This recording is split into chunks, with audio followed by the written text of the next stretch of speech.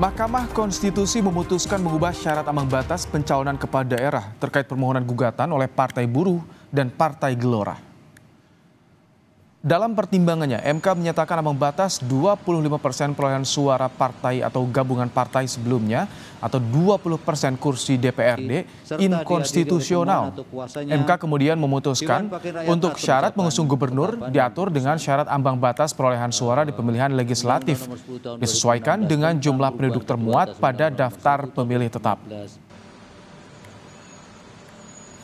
Mengabulkan permohonan para pemohon untuk sebagian.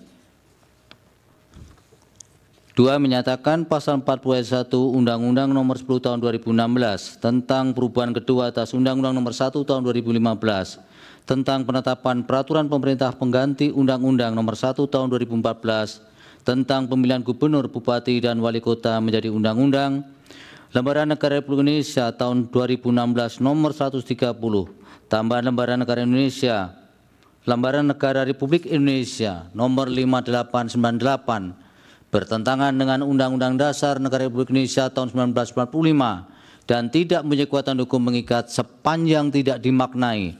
Partai politik atau gabungan partai politik peserta pemilu dapat mendaftarkan pasangan calon jika telah memenuhi persyaratan sebagai berikut. Untuk mengusulkan calon gubernur dan calon wakil gubernur. A. C. Provinsi dengan jumlah penduduk yang termuat pada daftar pemilih tetap lebih dari 6 juta jiwa sampai dengan 12 juta jiwa. Partai politik atau gabungan partai politik peserta pemilu harus memperoleh suara sah paling sedikit 7,5% di provinsi tersebut. Dalam putusan MK nomor 60/PUU 22/2024, Mahkamah Konstitusi mengubah syarat pilkada yang tadinya mensyaratkan syarat minimal jumlah kursi kini bisa mengusung calon kepala daerah dengan syarat ambang batas minimal perolehan suara pemilihan legislatif. Dengan putusan MK pasal 40 ayat 1 huruf C Undang-Undang Pilkada menjadi provinsi dengan jumlah penduduk yang termuat pada daftar pemilih tetap lebih dari 6 juta jiwa sampai dengan 12 juta jiwa. Partai politik atau gabungan partai politik peserta pemilu harus memperoleh suara sah paling sedikit 7,5% di provinsi tersebut. Selain memberi tafsir syarat perolehan suara pileg untuk pencalonan kepala daerah, MK juga memutuskan permohonan gugatan mengenai syarat usia calon kepala daerah. MK menolak gugatan pemohon Anthony Lee dan Fahrul Rozi dan tetap berkeyakinan batas untuk menentukan usia minimum calon kepala daerah terhitung sejak penetapan calon kepala daerah, bukan sejak pelantikan. Putusan MK ini membalikan putusan Mahkamah Agung yang sebelumnya memberi tafsir syarat usia calon kepala daerah sejak pelantikan calon terpilih.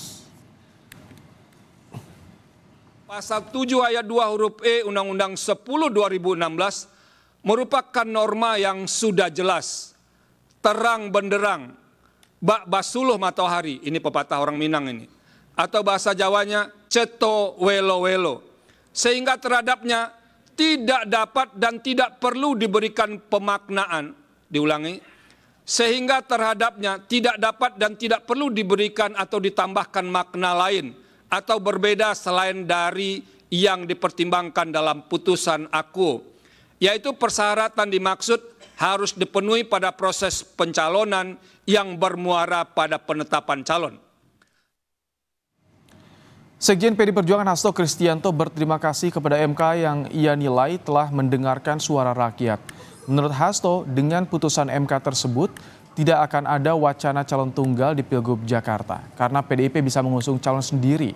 Dalam Pileg 2024, PD Perjuangan mengantongi sekitar 14% suara, jauh di atas ambang batas 7,5% perolehan suara wilayah Jakarta yang diputuskan MK.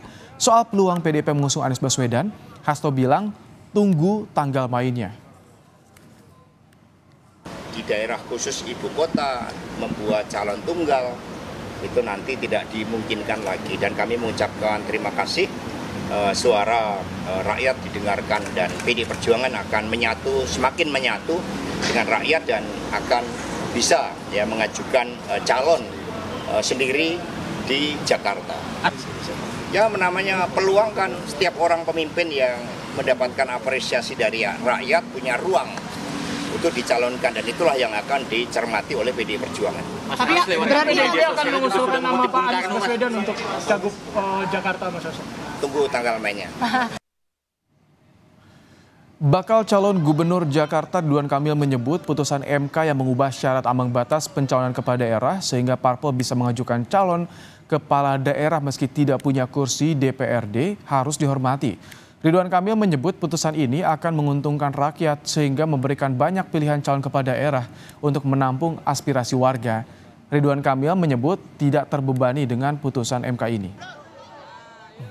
Itu memang menjadi sebuah keputusan, tentu satu harus dihormati kan, karena kan Mahkamah Konstitusi adalah institusi negara yang mereview urusan perundang-undangan termasuk pilkada. Kalau itu bisa membuat lebih banyak lagi calon-calon pilkada di seluruh Indonesia, termasuk di Jakarta, yang diuntungkan adalah warga. Ya. Karena kan warga akan disuguhi oleh adu gagasan. Makin banyak gagasan yang solutif untuk permasalahan wilayahnya kan makin bagus. Saya tidak masalah karena dengan banyak sedikit pun selama itu sesuai aturan tentunya harus dilakoni. Mantan Menko Polhukam Mahfud MD menilai keputusan MK yang mengubah syarat pilkada sehingga parpol bisa mengusung calon kepala daerah tanpa kursi tersebut merupakan putusan yang demokratis. Selain mendukung putusan tersebut, Mahfud juga percaya putusan ini dapat meminimalisasi kecurangan dalam pilkada 2024. Ya, menurut saya bagus, lebih demokratis. Dulu tahun 2018 saya sudah bicara itu di DPR ketika dengar pendapat ya masalah threshold yang tidak adil itu supaya disesuaikan lah. Menurut saya parpol itu disejajarkan dengan calon perorangan persyaratannya, dan ini yang dulu sudah pernah saya katakan karena itu tidak akan pernah menciptakan keadilan.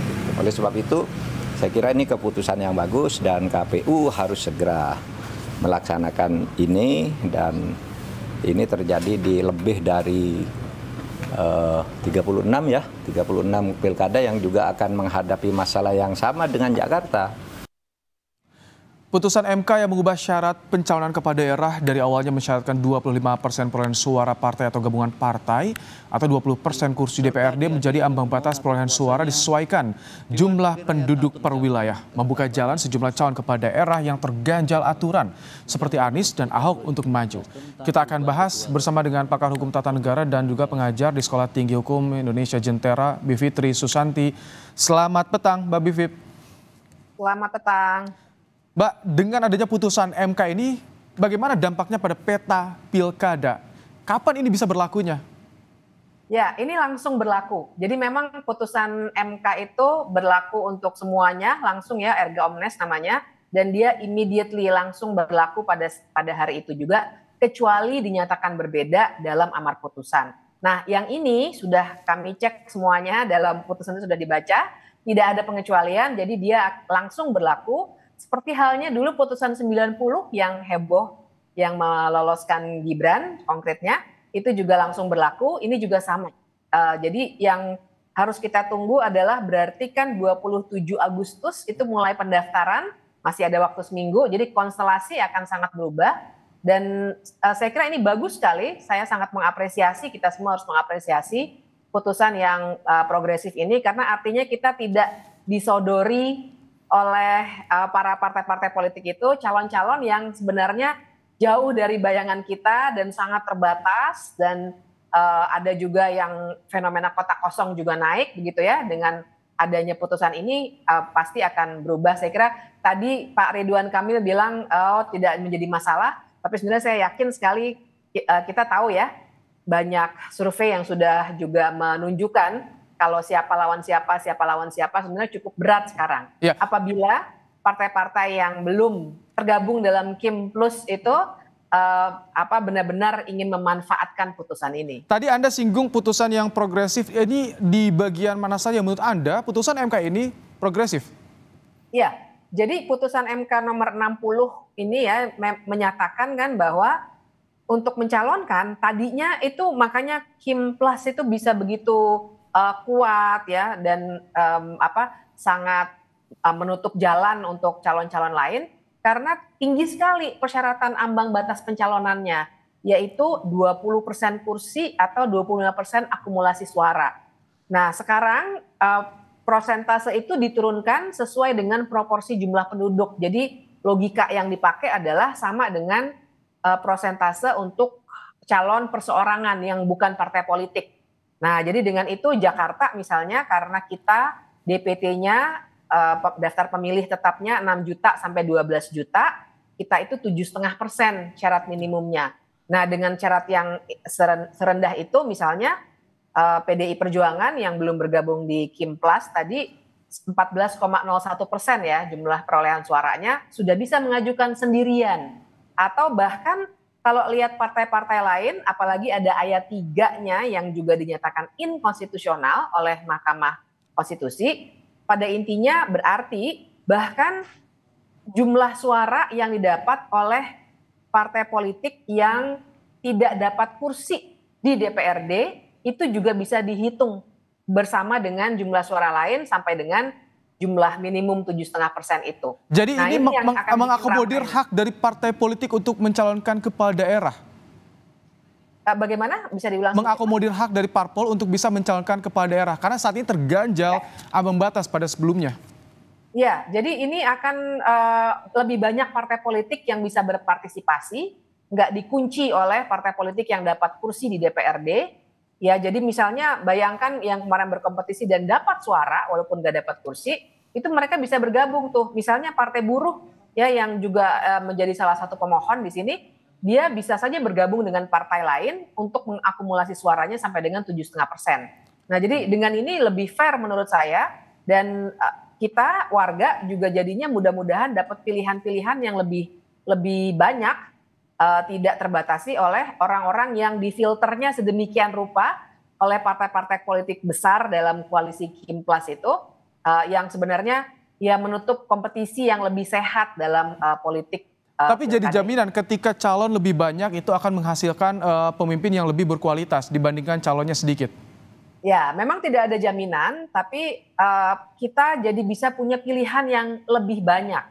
Dan kita jadi benar-benar bisa mengecek satu rekam jejaknya dari masing-masing calon seperti apa, kita bisa bandingkan, jadi kita punya perbandingan lah minimal. Mana yang lebih baik gitu. Kalau cuma satu suara, maksud saya satu kotak atau satu pasangan calon, kan kita tidak punya perbandingan, mau nggak mau kita milih dia, atau milih kotak kosong, atau milih kotak, kalau di Pilkada Jakarta ya, ada satu tuh, tapi bermasalah, karena ternyata KTP banyak orang disalahgunakan dan itu melanggar hukum misalnya. Kan kita juga tidak mau, tapi nggak ada pilihan lain. Nah, jadi kita bisa mengecek rekam jejak dengan lebih banyak faksi. Ini tanggal 27 Agustus sudah mulai pendaftaran, artinya KPU harus mengakomodir calon yang akan diusung oleh parpol berdasarkan putusan MK ini.